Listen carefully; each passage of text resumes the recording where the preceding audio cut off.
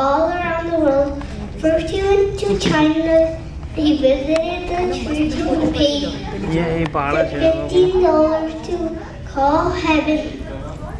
When he visited China, he visited India, and he went to India's church, and he called heaven. He paid $19 to call heaven.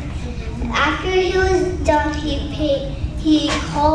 went to Japan church and he called heaven. He paid $59 to call heaven. After he went to France, and then he went to the church, and he called heaven and he paid $39 to call heaven.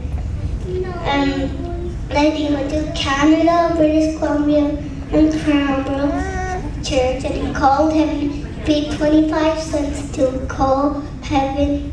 Does anyone know the answer? No. It's nearby. Because it's a local call. Because Canada, Cranbrook, and British Columbia